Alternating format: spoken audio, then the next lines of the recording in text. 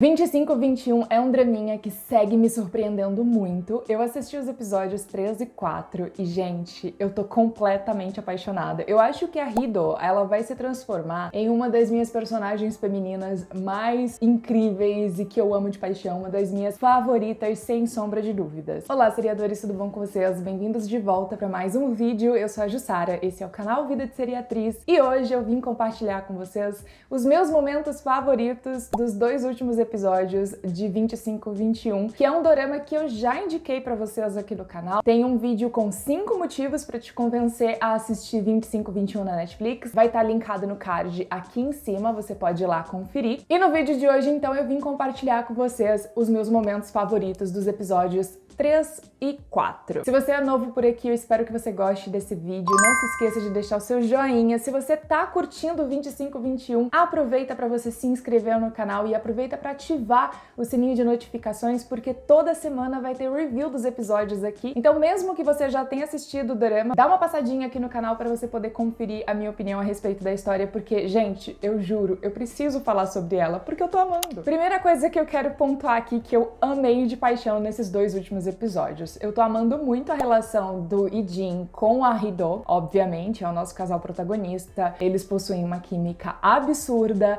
Eu tô super curiosa pra saber o que aconteceu com eles, porque claramente no presente eles não estão juntos, né? A gente não tem os dois casados, aquela coisa toda, mas dá pra ver que a Rido guarda um carinho muito grande por ele. Eu quero muito saber o que aconteceu com eles. Obviamente que durante a história, se você já sabe, não me dê spoiler, que eu não quero saber através do seu spoiler. Mas sim, tem sido super legal ver a química dos dois, mas principalmente uma das coisas que me divertiu muito, gente, sério, a parte cômica desse dorama é um dos pontos altos dessa história, porque eles fazem a parte cômica de uma forma muito gostosa e muito leve. Eu amei ver o Ijin dividido, colocado, tadinho, numa saia justa entre a Yurim e a Rido. Sério, a cena da HQ eu chorei, aliás, tudo por Full House, né? A cena da HQ eu chorei de dar risada das duas brigando pra poder ficar com a HQ e ele no meio, tipo, pensando como é que eu vou sair dessa situação, porque estava na posse dele a HQ, pra quem que ele ia passar pra frente, aquela única cópia. Então foi super divertido e ao mesmo tempo que o dorama ele lida muito bem com a parte cômica, ele também trata muito bem a parte mais sentimental. É interessante ver, por exemplo, a gente tem esse momento divertido do trio, mas mais pra frente a gente tem de novo ele sendo colocado nessa posição de ter que escolher entre as duas, de poder opinar a respeito de uma situação que aconteceu entre elas e ele ficar dividido e isso machucar muito a Rido, porque afinal de contas, quando o assunto é ele, ela não pensa duas vezes, ela pula de cabeça, ela protege ele, ela defende ele, e já quando ela precisa desse ombro, que ela procura ele depois de ter uma briga com a Yurim, ele não consegue oferecer pra ela o que ela precisa naquele momento, que é simplesmente falar que a Yurim tá errada, porque ele gosta da Yurim também, então ele não quer ser colocado nessa posição, mas ao mesmo tempo tudo que ela queria era um ombro amigo, então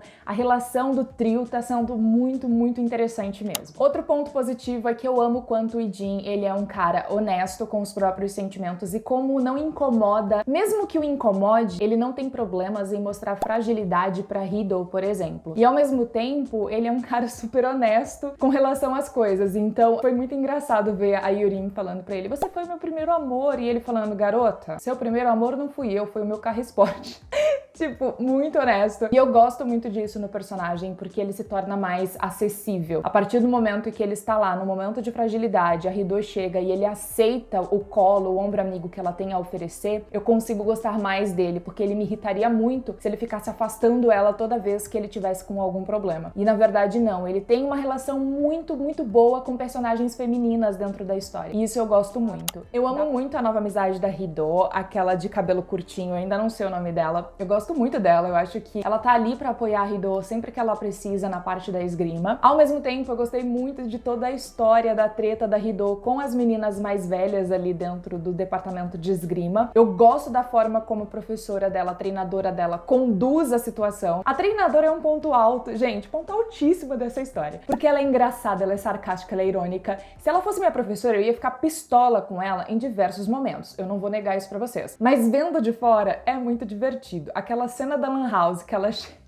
que ela chega e ela dá um jeito de tirar a Luna só pra poder usar o computador. Sério, melhor pessoa ever. Mas ao mesmo tempo que parece que ela tá se aproveitando da situação, ela sempre tá ensinando algo novo pra Hidô. E eu gosto muito, uma coisa que 25-21 tem me ensinado muito é você não ter medo de pedir ajuda, você não ter medo de se humilhar às vezes pra poder conseguir buscar aquilo que você quer. Eu sou uma pessoa que dentro da minha área profissional, eu tenho muita vergonha, eu tenho muito medo de chegar para as pessoas e pedir uma ajuda, de tirar uma dúvida. Eu sempre me coloco naquela posição de que eu preciso saber tudo, eu não posso incomodar ninguém. Então, assistindo a Hidô se humilhando muitas vezes para poder conseguir conquistar o sonho dela, me faz pensar se eu não preciso ser um pouco mais assim também, sabe? Um pouco mais cara de pau, ter menos medo de me colocar em situações ridículas, porque a vida é isso, você precisa se arriscar às vezes, sabe? Outra coisa que eu gosto muito é a forma como o dorama ele mostra que a mesma crise que pode colocar várias pessoas em situações deploráveis pode ser benéfica para outras pessoas. Então você vê que a mesma coisa que às vezes é muito ruim para certas pessoas é muito bom para outras, acaba sendo benéfica para outras. E é um sentimento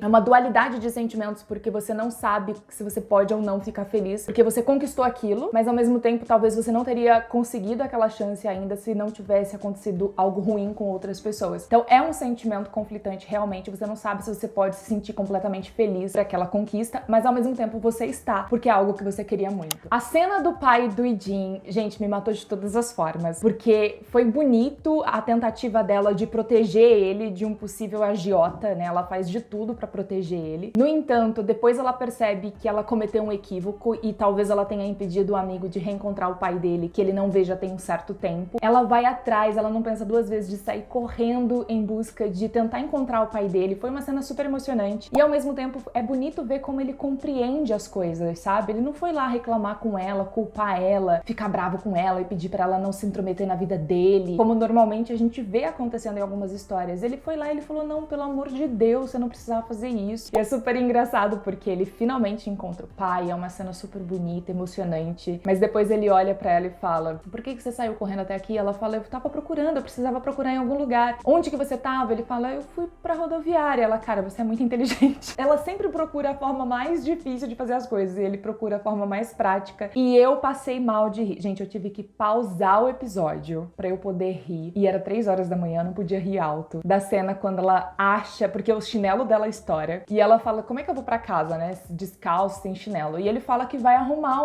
um jeito de resolver o problema. E ele então se abaixa. E ela pensa, nossa, não esperava isso. Quando ela vai subir nas costas dele, ele levanta. Ela fica tipo... Juro, Hidô, eu te amo. É uma personagem que eu amo muito e essa cena foi simplesmente hilária. Tivemos a grande revelação nesses 2 últimos episódios, onde nós vimos que a pessoa com quem a Hidô conversa pela internet e ela considera uma das melhores amigas dela, uma pessoa realmente próxima, é ninguém menos, ninguém mais do que a Yurin. Eu não imaginava que fosse a Yurin e foi muito engraçado porque dá pra ver que as duas poderiam se dar muito bem. A gente vê isso na cena dos peixes, as duas ali dando o seu melhor pra poder capturar os peixes e rindo juntas, mas infelizmente elas estão vivendo realmente num conflito, porque a Yurin, ela se sente ameaçada pelo talento da Hidô, a Hidô não sabe disso, então existe ali um conflito entre as duas, existe uma situação que afasta elas, e ao mesmo tempo tem como comprovar que as duas se dariam super bem, porque elas já se dão bem sem saber quem é quem atrás do computador ali. Então foi realmente uma revelação que eu fiquei muito surpresa, eu não esperava e foi muito divertido. Outra sequência de cena que eu ri demais, ela colocando uma plaquinha e uma cobertinha enquanto ele dormia na rua falando, eu fui reprovado numa entrevista de emprego, não me perturbe. Inicialmente eu achei fofo, mas aí no dia seguinte todo mundo no bairro dando risada da cara dele, zoando com ele. Eu falei, meu Deus, Hidô, pensa 2 vezes antes de fazer as coisas, pelo amor de Deus. Mas depois a gente teve a cena icônica dela correndo numa velocidade absurda, porque a professora dela, a treinadora, tem feito ela correr com pesos no corpo, então ela tem ficado muito pesada. Quando finalmente ela vai correr sem os pesos, ela consegue